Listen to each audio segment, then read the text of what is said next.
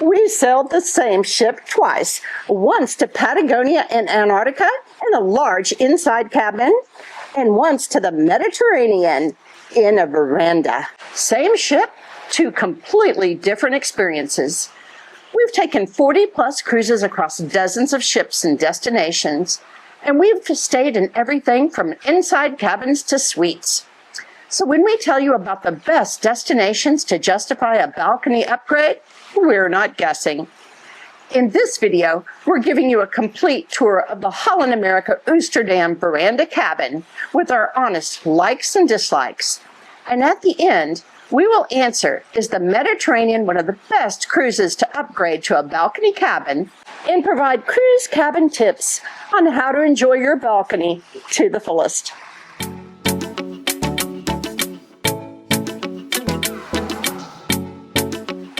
Hi y'all, I'm Jeff. And I'm Becky. And together we're cruising good time. Before we get started on the cabin tour, I invite you to subscribe to our channel. We publish weekly with a lot of cruise content that you don't want to miss out on. And check out our playlist on Holland America, Antarctica, and many other destinations around the world. Let's get started with that tour.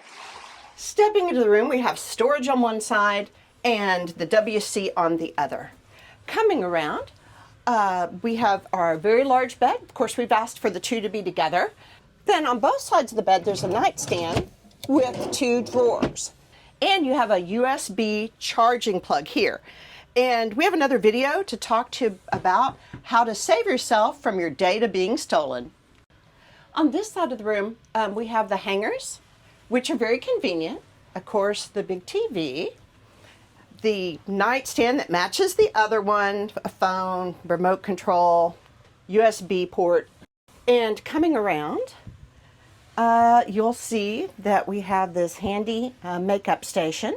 Right here we have a European 220, an American 110, another European 220, an American 110, and then we have two USB-A type chargers. And two more 110 volts. We have the hair dryer and a magnifying mirror in here.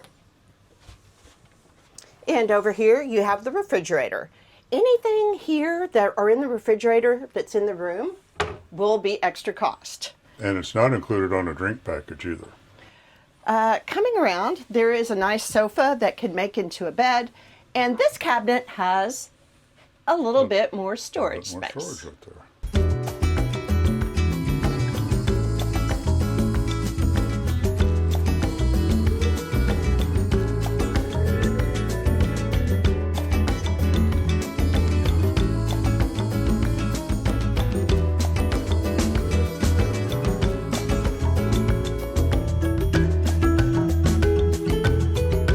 Next, let's talk about the storage. So, in here we have cabinets, and we have a shelf that you can fold down or move to different positions. Here's the next cabinet. And here you can see there's also another shelf you could have if you preferred to stack your clothes instead of using the hangers.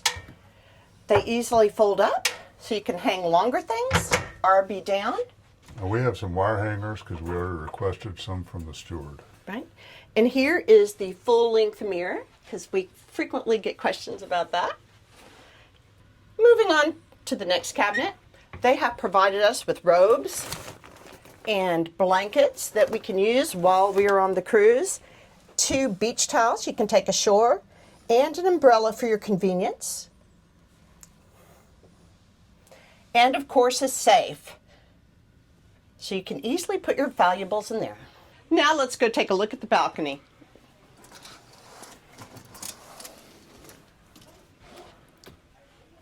I've already unlocked the door.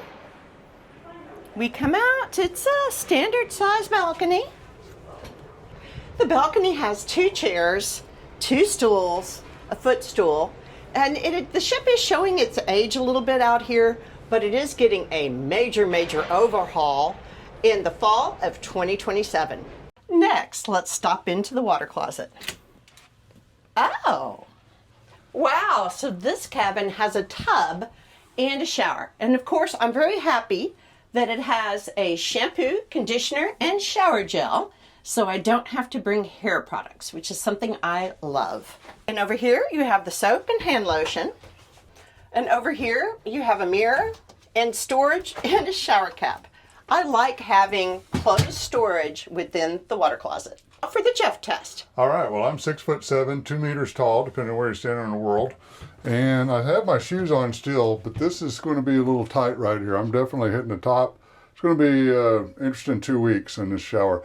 By the way, we're on the same ship on the Oosterdam for 3 weeks in Antarctica in a large inside cabin. Only had a regular shower. It had much more headroom than this. So we also have a video out on that cabin. yes. So this is interesting here. They have this little magnet on the bathroom door. When it comes all the way open, it holds it all the way open. It's actually got pretty good resistance to it. So it doesn't flop around if you have the door open while you're in seas.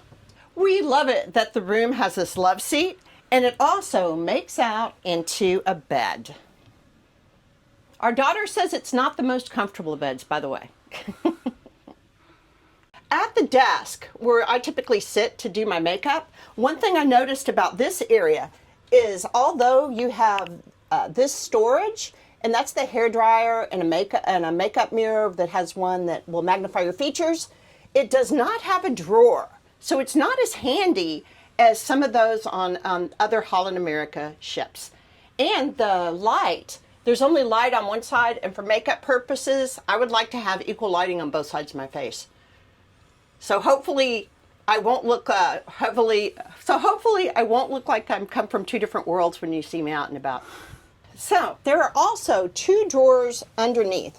And for this one, it's very hard to open, but this one's empty. Sometimes on some cruises we see these are filled with bedding or other things.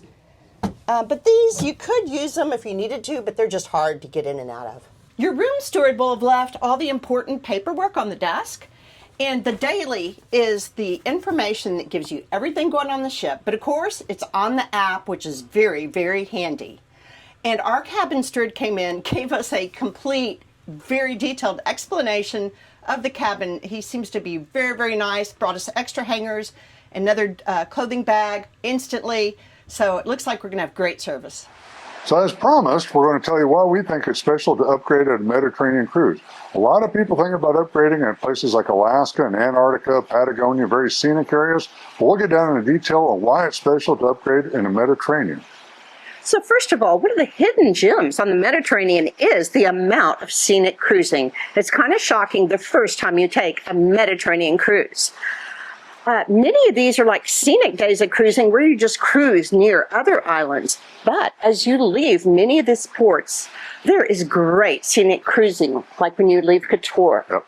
So you're trying to get out away from the port and get ready for dinner. So it's super convenient to be where you can just step out on your balcony. And believe it or not, I take a little longer to get ready than Jeff does.